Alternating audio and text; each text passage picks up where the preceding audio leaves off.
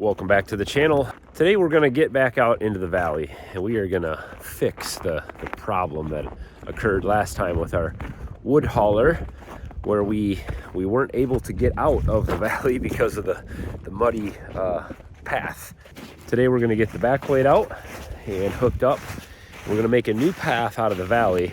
I have an idea, something I used last year. So let me show you what that looks like, what the plan is anyway. Then I'm going to show you something that is going to make my life a lot easier. Now that I'm starting to get several different implements, 3-point implements, and I have, of course, plans to get many more.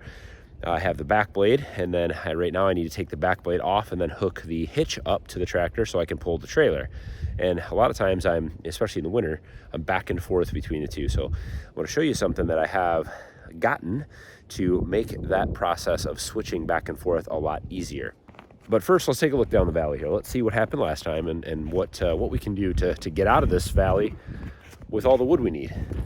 So here's the old path, and it works fine. Usually when the ground is more solid and it's not, icy or muddy, it works just fine. Right now, it is not going to work. As you saw in the last video, I couldn't get out of here with the weight of the wood cart behind the tractor. No matter what I tried, I couldn't get out of here.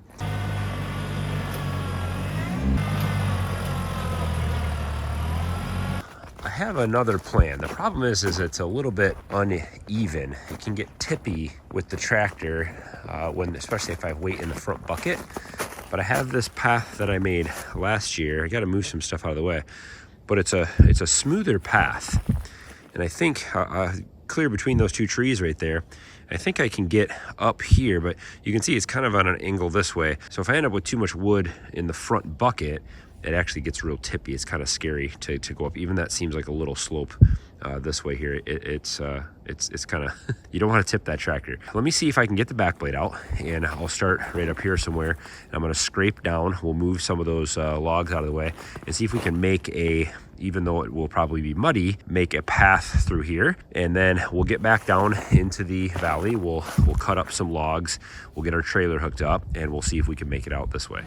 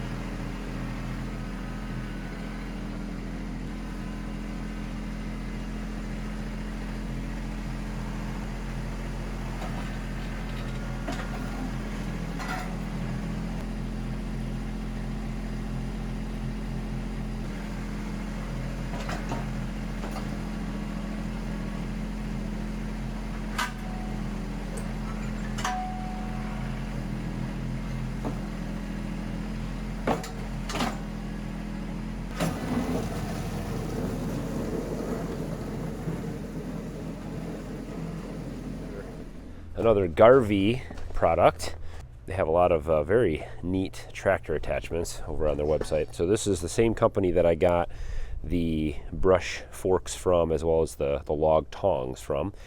So this is a 3-point quick attach. And one of the things I hate about just changing implements is dealing with the 3-point. It is always a pain. If you have a 3-point, if you have a tractor and you have several implements, you'll know exactly what I'm talking about, especially if you're dealing with odd shaped implements and other things like post hole diggers and sickle bars and stuff I used to deal with on the farm. So this is a 3-point quick attach, and basically how this works, I did have to make some modifications to this Land Pride to make this fit easier, in my opinion anyway. With most things, you're not going to have to do that.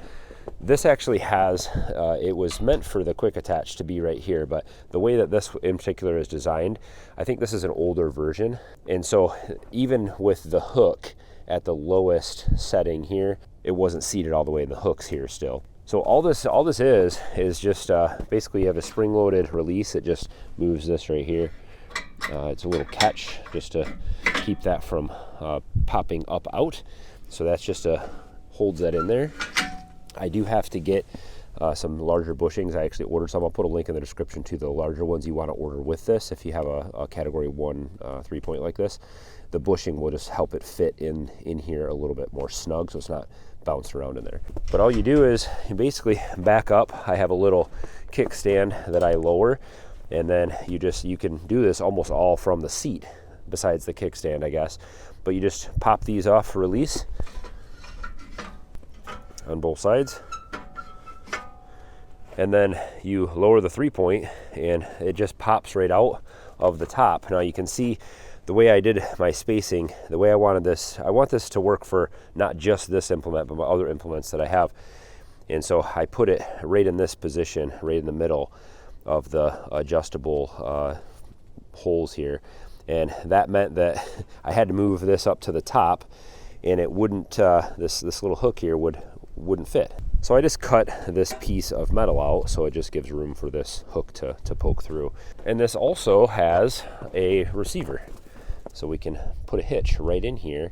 You can't leave the hitch in there, obviously it would be in the way of most of your implements, but some implements you probably could leave the hitch on there. So now all I need to do is I can come out, and when I want to use my trailer, I can use the back blade for a little bit, go back it up, drop the back blade real easily, unhook it, and then I can throw my hitch in the receiver, hook up my trailer, and then be on the way to go do woodwork. And then when I'm done, I can drop the trailer back off and then switch back over to the back blade, which is what I use the most for the driveway here. So now that we have that done, we're going to take this back blade, we're going to get it out, and we're going to drag that trail, see if we can get that cleaned up a little bit and get up and down it, maybe level it out a little bit, and see how well we can get in and out of the valley with a few loads of wood. So let's get down there and clear this out and see if we can get in and out a little better.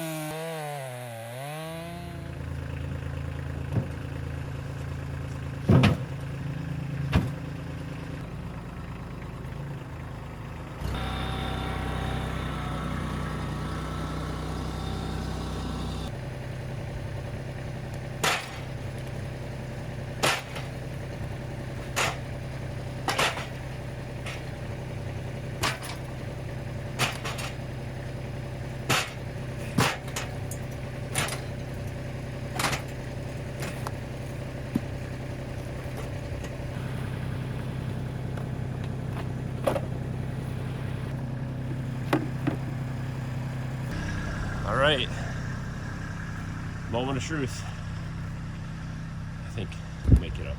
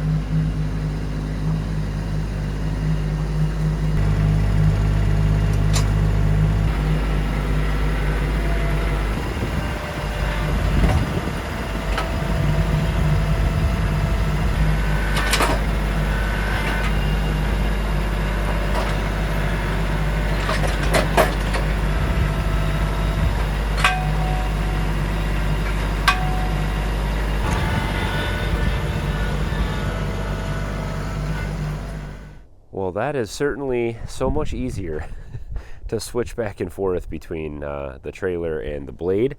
It still has a little bit of a learning curve on how to get it lined up, and I do need to get new bushings in there because it does slop around enough where it actually, the way that it is set up right now, it can pop out of the top hook there, the top link hook, and until I get those bushings that'll keep it in there tighter. But man, is that going to be handy, and I can't wait till I get my post hole digger and a few other implements. I'll be able to switch and keep them all nice lined up on some pallets or something back here by the shed, and then everything can just you can just pop on and off. I can take that off, I can throw the hitch on, I can hook the trailer up, I can go down and do some logging, and now I actually have a way that I can get out of the valley. So that was the test today with the new path. It is much an easier slope up. And after I graded it a little bit, it's actually, the tractor wasn't too tippy coming out of there. So now I can get a good amount of logging done. I can get a full day's work out here, out in the valley, and cut up a bunch of trees and move around in there with the tractor, load up the trailer, and then take loads up to the splitter and up to the stacking area here.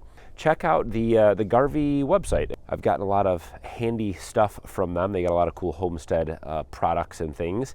So check out them, and I'll put a link in the description, of course, to the quick attach 3-point system here from them and any discount codes that they offer for you guys. Thumbs up on today's video. Let me know what you guys think of the final valley wood hauling process. No tramways, no railroad carts. Not quite as cool, but it definitely is going to work for us. Thanks for tagging along today, and we'll see you next time.